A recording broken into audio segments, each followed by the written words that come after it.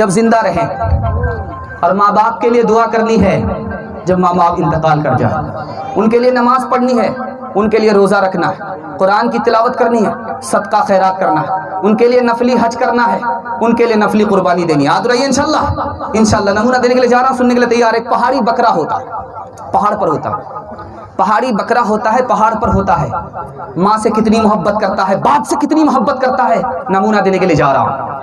ماں باپ کے لیے گھاس لے کر کے آتا ہے، بکرا گیا ہے، بچہ گیا ہے بکری کا چرنے کے لیے، ماں باپ کے لیے گھاس لے کر کے آتا ہے۔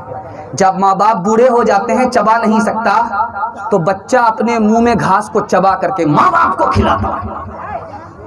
دوسرا نمونہ دے رہا ہوں، دھیان سے سنیے گا۔ ایک لڑکا ہے، رات میں 3 کام کرتا ہے، عبادت کرتا ہے، دوسرا کام سو جاتا ہے، تیسرا کام اپنی ماں کے سر پر کھڑا رہتا ہے، تیل لگاتا ہے، پیر دباتا ہے، خدمت کرتا ہے۔ موسیٰ علیہ السلام نے کہا قاتل کا پتہ چلانا ہے، گائے ذبح کرنی ہوگی، اور گائے اسی لڑکے کے پاس تھی۔ اس لڑکے سے کہا جب تک یہ لوگ گائے کے برابر تمہیں سونا نہ دے دیں، چاندی نہ دیں، مت بیچنا۔ موسیٰ علیہ السلام سے اس لڑکے نے پوچھا کہ میرے ساتھ یہ سلوک کیوں ہو رہا ہے؟ کہا کہ تم ادھر ماں باپ کی خدمت کر رہے ہو، اللہ آسمان پر تمہیں مالدار بنا رہا ہے۔ تیسرا نمونہ دے رہا ہوں، دھیان سے سنیے گا۔ بادشاہ کے سامنے ایک لڑکا کھڑا ہے، بادشاہ نے پوچھا کہ تمہارے باپ کب بیمار تھا؟ کہا کہ اللہ میرے باپ پر رحم فرمائے، فلاں مہینے میں بیمار تھا، فلاں مہینے تک بیمار رہا، اللہ میرے باپ کے اوپر رحم فرمائے، اللہ میرے باپ کے اوپر رحم فرمائے۔ کہا کب انتقال کیا؟ کہ اللہ میرے باپ کے اوپر رحم فرمائے، فلاں دن انتقال کر گیا، فلاں دن مٹی ہو گئی، اللہ میرے باپ کے اوپر رحم فرمائے۔ وزیر نے ڈانٹا، بار بار اللہ رحم فرمائے، اللہ رحم فرمائے، اللہ رحم فرمائے، بار بار ایک ہی بات کیوں بولتا؟ تو اس لڑکے نے کیا جواب دیا؟ وزیر سے کہا غلطی آپ کی نہیں ہے، غلطی میری نہیں ہے، میں باپ کو بار بار دعا دے رہا ہوں، غلطی میری نہیں ہے، میں ماں کو بار بار دعا دے رہا ہوں، غلطی آپ کی ہے کہ آپ کو اپنی ماں باپ سے محبت نہیں۔ تیسرا اور آخری نمونہ آپ کے سامنے لے کر کے آ رہا ہوں۔ ایک بہت بڑے امام گزرے، ان کا نام تھا زمخشری، بہت بڑے امام گزرے، ان کا پیٹ ٹوٹ گیا۔ لوگوں نے پوچھا کہ ماں کے پیٹ سے آپ کا پیٹ ٹوٹا یا باہر آ کر کے ٹوٹا؟ کہا کہ ماں کی بد دعا کی وجہ سے پیٹ ٹوٹ گیا۔ کہا واقعہ کیا ہے؟ کہا میں نے چڑیا پکڑا تھا، چڑیا کو پکڑ لیا تھا، اس کو دھاگا اس کے پیر میں باندھ دیا، چڑیا میرے ہاتھ سے چھوٹ گئی، کسی سوراخ پر جا کر کے گھس گئی، میں نے جو زور سے کھینچا چڑیا کا پیر ٹوٹ گیا۔ ماں نے کہا تو نے چڑیا کے ساتھ ایسا کیا ہے، اللہ تیرے پیر کو بھی توڑ دے، ماں کے پیٹ سے یہ پیر لے کر نہیں آیا، ماں کی بد دعا نے میرے پیر کو توڑ دیا۔ ماں باپ اگر انتقال کر جائے، آپ کو صرف 5 کام کرنا ہے، ہاتھ اٹھائیے انشاءاللہ، صرف 5 کام کرنا ہے، صرف 5 کام کرنا ہے۔ ماں باپ انتقال کر جائیں، صرف 5 کام کرنا ہے، دعا کرنی ہے، اے میرے پروردگار میرے ماں باپ کے اوپر رحم فرما، ان کی مدد فرما، پہلا کام۔ دوسرا کام 10 روپیہ 5 روپیہ، جیسے ابھی دیکھا ماحول تھا، لوگ آتے گئے ماں باپ کے نام سے دیتے گئے، صدقہ خیرات کرنی ہے۔ تیسرا کام آپ کو بتانے کے لیے جا رہا ہوں۔ تیسرا کام کیا ہے؟ اگر پیسہ والے ہیں تو ماں باپ کی طرف سے حج کرنا ہے انشاءاللہ، تیسرا کام۔ چوتھا کام بتانے کے لیے جا رہا ہوں، قرآن کی تلاوت کرنی ہے۔ آپ کو کچھ یاد نہیں ہے، صرف سورہ فاتحہ یاد ہے۔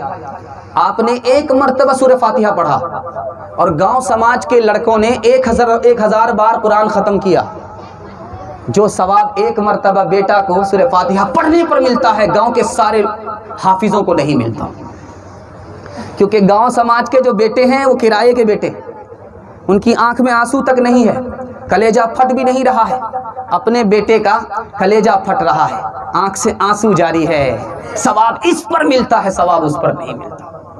آخری کام بتانے کے لیے جا رہا ہوں، آپ نماز پڑھنے کے لیے آتے ہیں، 2 رکعت نفل کی نیت باندھ لیجئے ماں باپ کے لیے، 2 رکعت نفل پڑھیے ظہر میں، 2 رکعت نفل پڑھیے مغرب میں، 2 رکعت نفل پڑھیے عشاء میں۔ عشاء میں 2 رکعت ماں باپ کے لیے پڑھ لیا، ظہر میں 2 رکعت پڑھ لیا ماں باپ کے لیے، مغرب میں 2 رکعت نماز پڑھ لیا آپ نے، اور 24 گھنٹہ ہے، 30 دن کا روزہ، 30 دن کا مہینہ ہے، کسی ایک دن ماں باپ کی نیت سے نفلی روزہ رکھ لینا ہے۔ ہاتھ اٹھائیے انشاءاللہ۔ ماں باپ کی خدمت میں دل و جان لٹاؤ، اس کو نبھاؤ، ماں باپ کی خدمت میں دل و جان لٹاؤ، قرآن کا فرمان ہے تم اس کو نبھاؤ، کرو ماں باپ کی خدمت تمہارے کام آئے گی، یہی خدمت تمہیں اللہ سے جنت دلائے گی، بڑھائے گی تمہاری عمر کے ایام، یہ خدمت عطا ہوگی بفیض کبریا، روزی میں بھی برکت، اللہ کی رحمت سایہ فگن ہوگی، مثل قمر قسمت جلوہ فگن ہوگی، یہ کشتی عمل کی ہے اسے پار لگاؤ، قرآن کا فرمان ہے تم اس کو نبھاؤ۔ ماں باپ کو رلائیں گے، سسر کو خوش کریں گے، ہاتھ اٹھائیے انشاءاللہ، ٹھیک ہے؟ یا ایسے لوگ ہاتھ اٹھائے ہیں جنہوں نے سسر کا ساس کا منہ ہی نہیں دیکھا؟ الحمدللہ جلسہ آپ کا 2/3 نکل چکا ہے، صرف 1/3 جلسہ آپ کا باقی رہ گیا ہے۔ ہماری ماں بہن بیٹھی ہوئی ہے، ان کے حوالے سے یہ پیغام آ رہا ہے، آپ کی بیٹی ہے، آپ کی بہن ہے، آپ کی بیوی ہے اور آپ کی ماں ہے، 4 عورتیں آپ کے رشتے میں ہیں، سب کی ذمہ داری ادا کرنی، ہاتھ اٹھائیے انشاءاللہ۔ آخری پیغام آ رہا ہے، اس کے بعد کوئی پیغام نہیں ہے۔ جب عورت دیندار ہوتی ہے تو سب سے بڑی دولت ہے، جب عورت دیندار ہوتی ہے تو سب سے بڑی دولت ہے، جب عورت دیندار نہیں ہوتی تو سب سے بڑی مصیبت ہے۔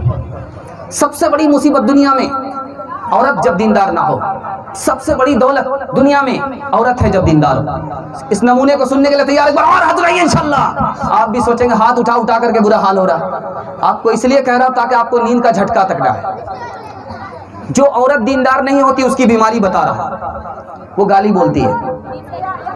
عورت جب دیندار نہیں ہوتی تو گالی بولتی ہے، عورت جب دیندار نہیں ہوتی تو الحمدللہ نہیں بولتی ہے، شکایت کرتی ہے، انا للہ بولتی ہے، شکایت کرتی ہے اور شکر نہیں ادا کرتی، شکایت کرتی ہے شکر ادا نہیں کرتی ہے۔ جب عورت دیندار نہیں ہوتی مکاری کرتی ہے، دوسرے کو دھوکہ دیتی ہے۔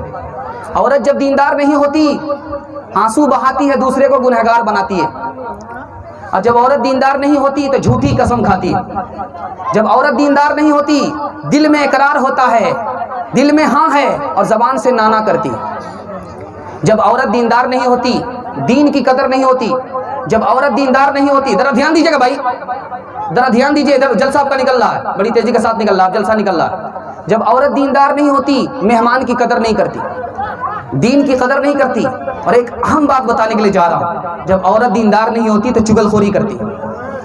ایک بہت اہم بات بتانے کے لیے جا رہا ہوں، عورت جب دیندار نہیں ہوتی تو دھوکہ کھاتی ہے۔